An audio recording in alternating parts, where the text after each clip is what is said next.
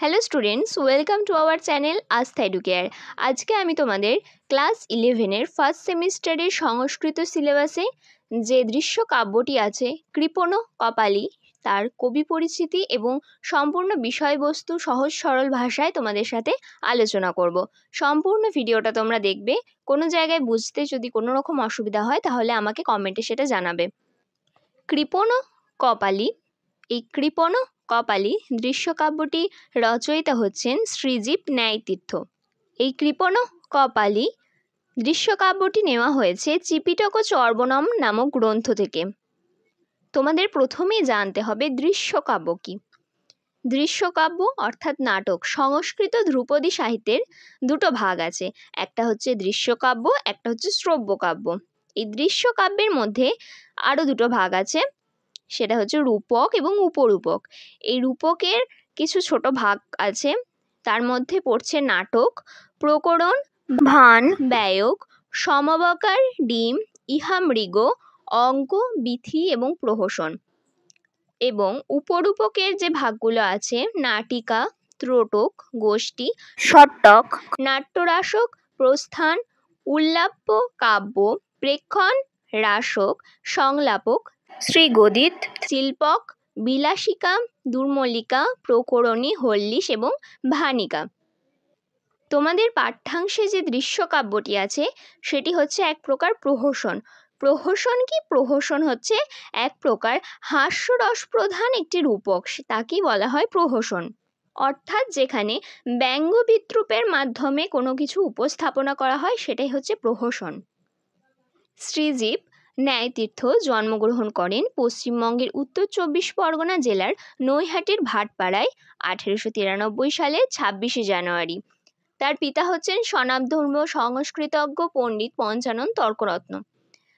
এই শ্রীজীব ন্যায়তীর্থের আরও কিছু নাম আছে যেগুলোকে তাকে ডাকা হয়, যেমন সরস্বতীর বরপুত্র, অনন্তপুরুষ ইত্যাদি।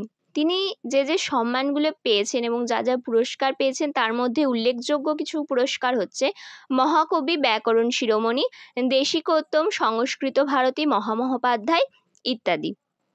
1992 সালের 28শে অক্টোবর, তখন তার 100 বছর বয়স, তখন তিনি পরলোক গমন করে। তোমাদের পাঠ্যাংশগত এই কৃপণ কপালী দৃশ্যকাব্যের মধ্যে 5 জন চরিত্রের কথা বলা হয়েছে। প্রথমে আছে কপালী যিনি নায়ক, তারপরে আছে রঙ্গিনী যিনি নায়িকা, তারপর আছে মন্থরা যিনি দাসী, তারপর আছে পঙ্গুরাম যিনি দাস এবং বৈদ্য চিকিৎসক। চলো এবার কৃপণ কপালী দৃশ্যকাব্যটির বিষয়বস্তু দেখে নেওয়া যাক।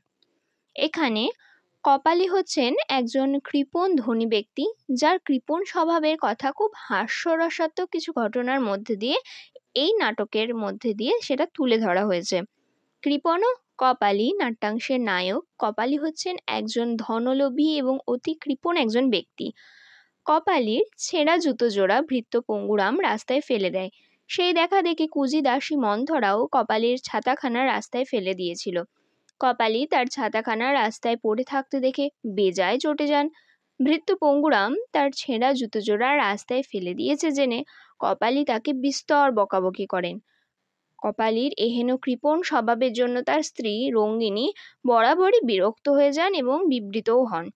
এমন সময় হঠাৎ করে একটি কুকুর কপালীর ছেঁড়া জুতো নিয়ে দৌড়ে চলে যায়।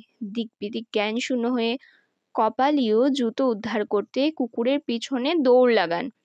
কিছুক্ষণ পরে ছাতা দিয়ে কুকুরটিকে মারধর করে কোনো প্রকারে কুকুরের মুখ থেকে চেবানো ছেঁড়া জুতো জোড়া উদ্ধারের চেষ্টা করলেও ব্যর্থ হয়ে তিনি বাড়ি ফেরেন।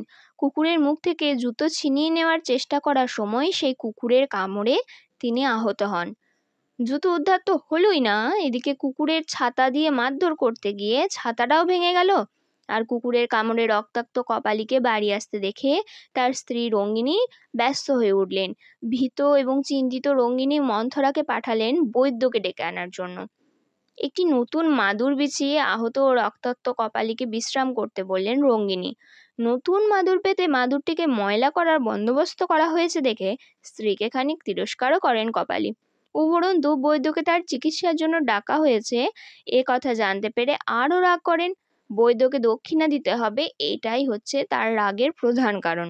রঙ্গিনী এর বিরোধিতায় জিজ্ঞাসা করেন, বৈদ্যের দক্ষিণা কি তার নিজের জীবনের থেকেও বেশি মূল্যবান? দাসী মন্থরা বৈদ্যকে বাড়িতে নিয়ে আসেন। কপালীর হাতে নাড়ি পরীক্ষা করে বৈদ্য বলেন যে গৃহকর্তাকে অবশ্যই কোনো ক্ষিপ্ত কুকুরে কামড়েছে। স্ত্রী রঙ্গিনী তো দুশ্চিন্তায় পড়ে যান।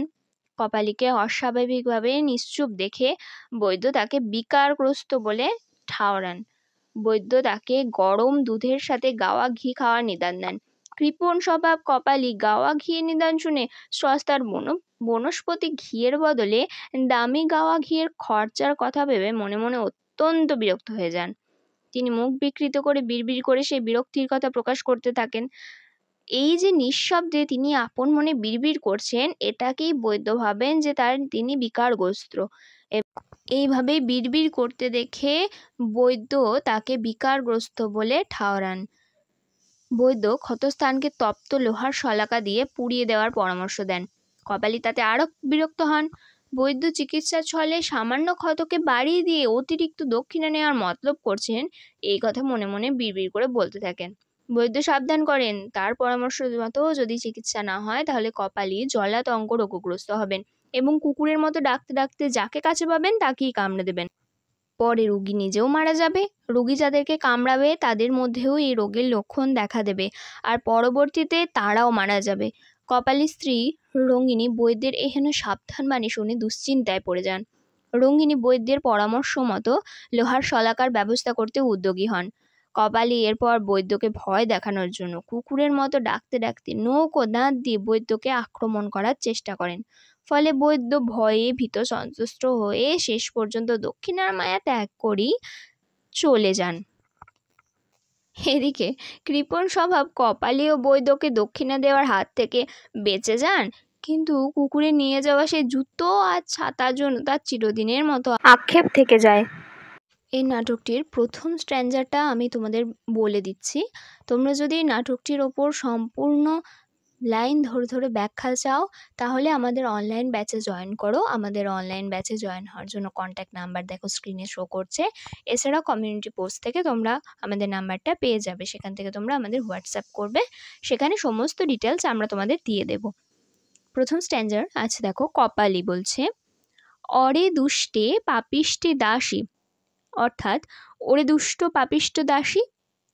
মন্থরা যুক্ত পানি হাত জোর করে, দেব হে প্রভু কিং মামো আকারয়সী, আমার উদ্দেশ্যে কি বলছেন? রঙ্গিনী মুখে অঙ্গুলিম অপৈর্তা শনৈ নিষ্ক্রান্তা, অর্থাৎ মুখে আঙুল দিয়ে আস্তে আস্তে বেরিয়ে গেলেন। কপালী কিম বধির আসি, অরে গর্ভদাসী, তুই কি কালা হয়েছিস? ওরে জনম দাসী, আতপ বর্ষা ত্রাণম হর্ষায় যৎস্বর্ণম, আপ্পান্না নাম কর্তিত বাল ধ্রুমবৎ, পথিতৎ পাতিতম অহস্পর্ধা। রোদ বৃষ্টি থেকে যে ছাতাটি আনন্দ সহকারে রক্ষা করে, যা বিপদগ্রস্ত মানুষকে আশ্রয় দেয়, সেটি কাটা ছোট গাছের চারার মতো তোরা রাস্তায় ফেলে দিলি। এত বড় স্পর্ধা কিভাবে হয় তোর? মম পুত্র পৌত্র সুখ ভোগ্যম ছত্রম ইদম নিক্ষিপসি নির্দয়ম, আমার ছেলে নাতিদের সুখভোগ্য সেই ছাতাটিকে তুই কেন নির্দয়ের মতো ফেলে দিয়েছিস? আজকের ভিডিওটা এই পর্যন্তই। যদি তোমাদের পাঠ্যাংশের অন্তর্গত অন্যান্য গদ্য পদ্য এবং দৃশ্যকাব্যগুলির ওপর বিস্তারিত আলোচনা এবং লাইন ধরে ধরে ব্যাখ্যা চাও তাহলে আমাদের অনলাইন ব্যাচে জয়েন হও। স্ক্রিনে দেখো নাম্বারটা শো করছে, এই নাম্বারে আমাদের সাথে যোগাযোগ করো। আমাদের ভিডিও যদি ভালো লেগে থাকে তাহলে অবশ্যই চ্যানেলটা সাবস্ক্রাইব করে আমাদের সাথে থাকো। পরবর্তী ভিডিও পাওয়ার জন্য আমাদের চ্যানেলটা অবশ্যই সাবস্ক্রাইব করে রাখো এবং এই ভিডিওটি যদি ভালো লেগে থাকে তাহলে নিজের বন্ধুদের মধ্যে শেয়ার করে দাও।